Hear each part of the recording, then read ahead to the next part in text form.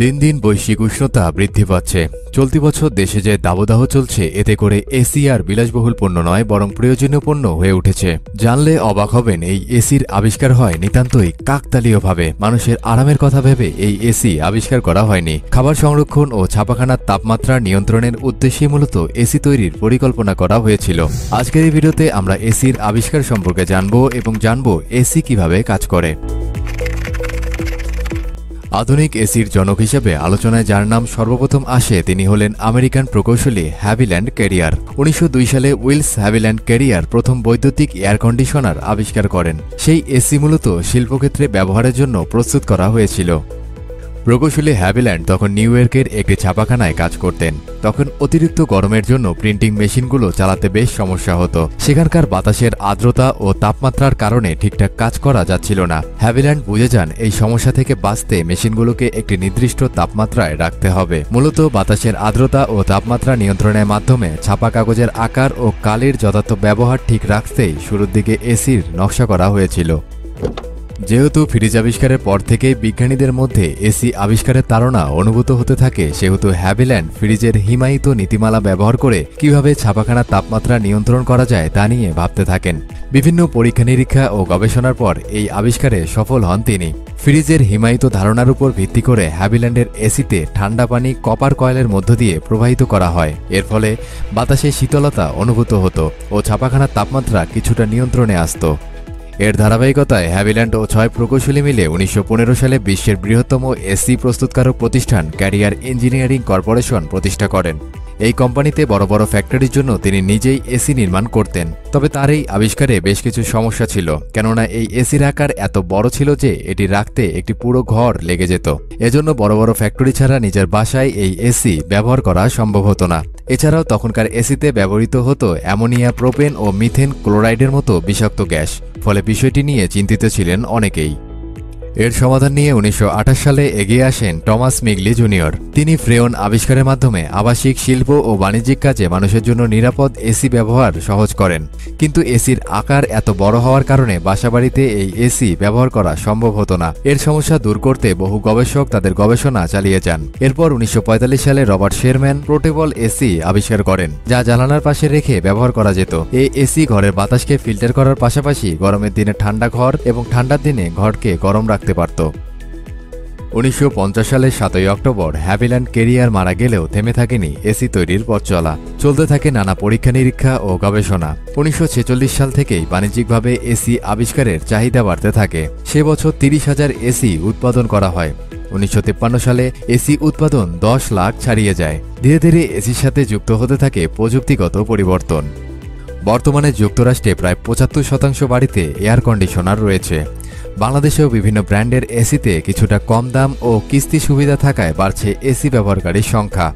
এভাবে গত 2 শতকের নানা পরিবর্তন ও বিচিত্র গল্প নিয়ে বর্তমান দুনিয়ার অনিবার্য অনুষঙ্গে পরিণত হয়েছে এসি। তো চলুন এবার জেনে নেই এসি কিভাবে কাজ করে। এসি একটি ইলেকট্রনিক যন্ত্র হওয়ায় এর ম্যানুয়াল কার্যপদ্ধতি রয়েছে। আমরা জানি বাতাস অতিরিক্ত গরম হয়ে গেলে তা বাষ্পীভূত হয়ে উপরে উঠে যায়। এয়ার কন্ডিশনার মূলত এ ধরনের পদ্ধতি অবলম্বন করেই ঘরকে ঠান্ডা রাখে। মূলত একটি এসিতে 2টি অংশ থাকে। 2টি অংশ 2টি কয়েল দ্বারা সংযুক্ত থেকে ক্রমাগত রেফ্রিজারেন্ট ফ্লুইড প্রবাহিত করে ঘরের ভেতরের আবহাওয়া ঠান্ডা করতে থাকে। ঘরের ভেতরের অংশে এভাপোরেটর এবং ঘরের বাইরের অংশে কন্ডেন্সার নামক 2টি অংশ সংযুক্ত থাকে। ঘরকে ঠান্ডা রাখার জন্য এসি এভাপোরেটর কয়েলকে ঘরের ভেতরের আবহাওয়া থেকে ঠান্ডা রাখে এবং কন্ডেন্সার অংশকে বাইরের আবহাওয়া থেকে বেশি গরম রাখে। ঘরের ভেতরে থাকা এভাপোরেটর ঠান্ডা হওয়ায় অভ্যন্তরীণ গরম হাওয়াকে গ্রহণ করতে থাকে এবং সেই হাওয়া তার সাথে সংযুক্ত থাকা বাইরের কন্ডেন্সারের মাধ্যমে বেরিয়ে যায়। গরম হাওয়া ক্রমাগত বেরিয়ে যাওয়ার ফলে ঠান্ডা আবহাওয়া তৈরি হয়। ঘরের বাইরে থাকা কন্ডেন্সার বাইরের তাপমাত্রা থেকে অতিরিক্ত গরম হয়ে রেফ্রিজারেন্ট লিকুইডকে ঠান্ডা করে পরিবেশের ঠান্ডা ও ভারী বাতাসকে ঘরের ভেতরের অংশে রিলিজ করে দেয়। এসির এই কর্মপরিধিতে আরও 2টি কম্পোনেন্টের প্রয়োজন হয়, যার একটি হলো কম্প্রেসার এবং অন্যটি হলো এক্সপেনশন ভালভ। এসির সঠিক কার্যকারিতা পেতে এই 2টি অংশ সবচেয়ে গুরুত্বপূর্ণ ভূমিকা পালন করে। কম্প্রেসর এসির রেফ্রিজারেন্ট প্রেসার বাড়িয়ে দেয়, ফলে এর বহিরাংশের তাপমাত্রা বাইরের পরিবেশ থেকে অনেকটাই বেশি হয় এবং তখন সেটি গরম কন্ডেন্সারের মধ্য দিয়ে পাস হয়ে বাইরের পরিবেশে বেরিয়ে যায়। ঠিক এই কারণে এসিতে ফ্যান লাগানো থাকে, যাতে করে অতিরিক্ত গরম বাতাস বাইরে বের করে দেয়া যায়। ঘরের ভেতরের গরম আবহাওয়া যখন রেফ্রিজারেন্টের মধ্য দিয়ে বাইরে বেরিয়ে আসতে থাকে, তখন তা ঠান্ডা হয়ে গ্যাস থেকে লিকুইডে পরিণত হয়। আপনি হয়তো জেনে থাকবেন যে কোনো লিকুইডের প্রেসারকে যদি জোর করে কমানো যায় তবে সেটা গ্যাসে পরিণত হয়ে যায়। আর ঠিক এই কাজটাই এক্সটেনশন ভালভের মধ্যে হয়ে থাকে, যার সাহায্যে কন্ডেন্সারের মধ্য দিয়ে আসা লিকুইড রেফ্রিজারেন্টকে পুনরায় গ্যাসে পরিণত করে দেয় এবং আপনার ঘরের মধ্যে থাকা এভাপোরেটরের মধ্যে পাঠিয়ে দেয়। আর এই পরিস্থিতিতে এই রেফ্রিজারেটরের তাপমাত্রা আপনার রুম টেম্পারেচার থেকে অনেক কম হয়, যার সাহায্যে আপনার ঘরকে ঠান্ডা করা হয়। তো আপনার ঘরের এসি মোটামুটি এভাবেই কাজ করে। এবার চলুন জেনে নেই ইনভার্টার এসি কি এবং নন ইনভার্টার এসি কি। সাধারণত বাজারে দুই ধরনের এসি দেখতে পাওয়া যায়, একটি ইনভার্টার এবং অপরটি নন ইনভার্টার। তবে উভয়ই প্রায় একই পদ্ধতিতে ঘরকে ঠান্ডা করতে কাজ করে থাকে, তবে কার্য পরিচালনায় কিছুটা ভিন্নতা রয়েছে। ইনভার্টার এসি ঘরের নির্দিষ্ট তাপমাত্রা বজায় রাখে। ইনভার্টার এসিতে যে কম্প্রেসার ব্যবহার করা হয় তা বন্ধ হয় না। আপনি আপনার রুমের জন্য ইনভার্টার এসিতে নির্দিষ্ট তাপমাত্রা সেট করলে সেই তাপমাত্রা পৌঁছানোর পর ইনভার্টার এসি বন্ধ হবে না, বরং ধীরে ধীরে চলতে থাকবে এবং একই তাপমাত্রা বজায় রাখবে। যেমন ধরেন আপনি এসিতে রিমোট কন্ট্রোলের মাধ্যমে রুম টেম্পারেচার 22 ডিগ্রিতে সেট করে দিয়েছেন। এখন ঘরের তাপমাত্রা 22 ডিগ্রি হওয়ার পর তা স্থিরভাবে চলতে থাকবে এবং 22 ডিগ্রিতেই অব্যাহত থাকবে। অন্যদিকে নন ইনভার্টার এসিতে কিছুটা ব্যতিক্রম রয়েছে। আপনি যদি নন ইনভার্টার এসিতে রুম টেম্পারেচার 24 ডিগ্রি সেট করে দেন, তাহলে নন ইনভার্টার এসির কম্প্রেসার চালু হয়ে ঘরের তাপমাত্রা 22 ডিগ্রি থেকে 24 ডিগ্রিতে নিয়ে যাবে। এরপর কম্প্রেসার অটোমেটিক্যালি বন্ধ হয়ে যাবে। তারপর ঘরের তাপমাত্রা ধীরে ধীরে বৃদ্ধি পাবে। এভাবে তাপমাত্রা 24 ডিগ্রি অতিক্রম করে গেলে কম্প্রেসার পুনরায় চালু হয়ে আপনার রুমকে ঠান্ডা করতে থাকবে। এসি কিভাবে কাজ করবে তা ইনভার্টার ও নন ইনভার্টার এসির উপরে নির্ভর করে।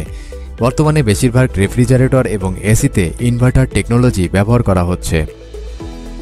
তো দর্শক, আমাদের আজকের ভিডিও কেমন লাগলো তা অবশ্যই কমেন্ট করে জানাবেন।